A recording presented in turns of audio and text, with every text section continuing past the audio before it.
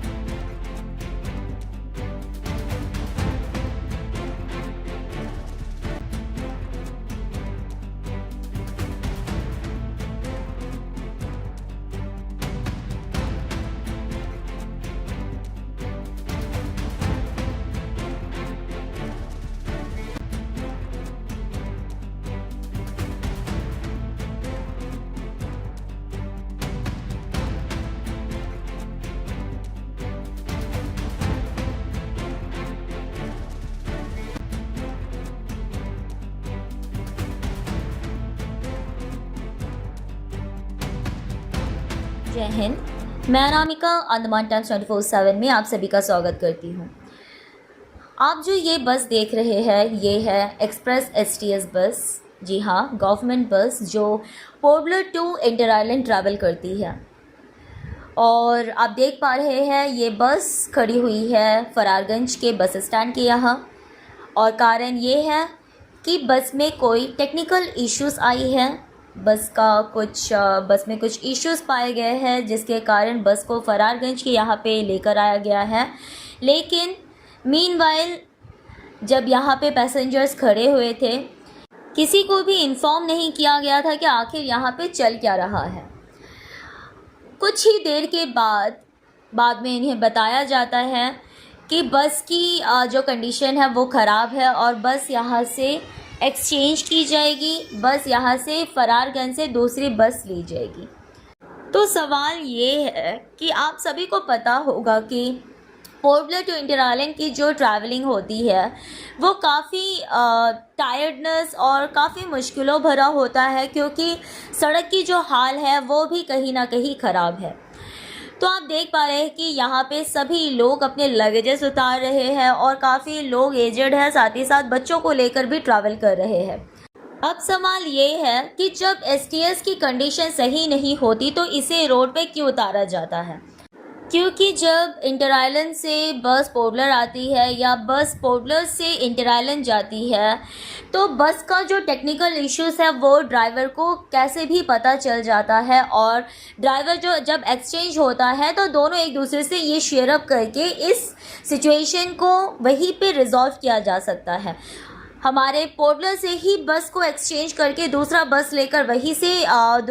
लेकर पैसेंजर्स को रिसीव करके वहीं से आप इंटर आइलैंड की ओर ट्रैवल कर सकते हैं। ऐसा क्यों कंडीशन है कि सारे पैसेंजर्स को आप फरारगंज उतार रहे हैं? फरारगंज उतार के उसके बाद वहाँ से पैसेंजर्स को दूसरी बस दी जाती है। फरारगंज से बस लेकर उसके बाद पैसेंजर्स को इंटर आइलैंड तक का पहुँचाया जाता है।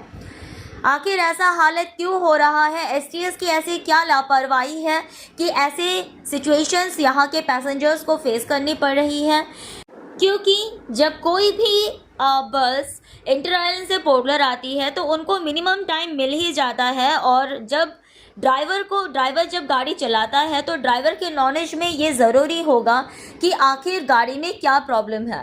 तो जब गाड़ी में प्रॉब्लम है तो उस गाड़ी को ATR रूट में निकाला ही क्यों जाता है? सूत्रों से हमें यह भी पता चला है कि ऐसी कंडीशन पैसेंजर्स को लगातार फेस करनी पड़ रही है। कंटिन्यूस 2-3 दिन से यही कंडीशन पैसेंजर्स फेस कर रहे हैं और ये जो सिचुएशंस है, ऐसी सिचुएशन बिल्कुल भी नहीं होनी चाहिए, क्योंकि जब कोई भी बस ATR रूट में निकलती है तो बस की हालत आपको पहले से ही जांच पड़ताल कर लेना चाहिए, क्योंकि सड़क में अगर बस ख़राब होती है तो पैसेंजर्स को ही प्रॉब्लम फेस करना पड़ता है। तो जब भी आप अगर बस को ATR रूट में निकाल रहे हैं, पहले उस बस का इंस्पेक्शन कर लीजिए, क्या बस प्रॉपर कंडीशन में है, तभी आप बस को ATR रूट में निकालिए। क्योंकि अंडमान के जो नागरिक हैं, अंडमान के जो लोग हैं, यहाँ के जो लोकल्स, उनको continue Port Blair to inter island या inter island to Port Blair travel करना पड़ता ही है। और मैक्सिमम ऐसे लोग हैं जो पेशेंट्स होते हैं, क्योंकि इंटर आइलैंड से सब जीवी पंत यहाँ पे जो हमारा गवर्नमेंट हॉस्पिटल है वहाँ पे ट्रीटमेंट के लिए आते हैं, तो मैक्सिमम लोग ट्रीटमेंट के लिए भी inter island to Port Blair travel करते हैं।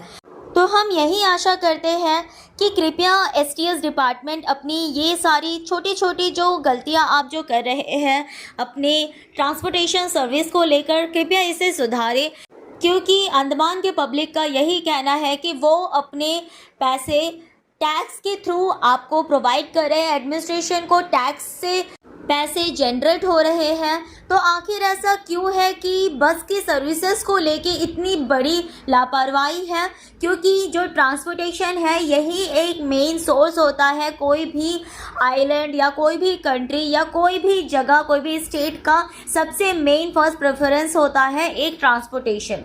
तो ट्रांसपोर्टेशन आप पहले सुधारें, पहले ट्रांसपोर्टेशन के ऊपर आप ध्यान दें, जो बेसिक चीज़ है ट्रांसपोर्टेशन, सड़क, ये सारी चीज़ों पे आप ध्यान दें ताकि यहाँ के लोगों को ये सारी दिक्कतों का सामना ना करना पड़े। तो मैं यही आशा करूँगी हमारे प्रशासन से कि कृपया आप इन सभी चीज़ों पर ध्यान दें और अंडमान के पब्लिक जो ये सारे सिचुएशंस के लिए परेशानी उठा रहे हैं, छोटे छोटे चीज़ों के लिए जो वो परेशानी उठा रहे हैं, ऐसे परेशानी वो दोबारा ना उठाए।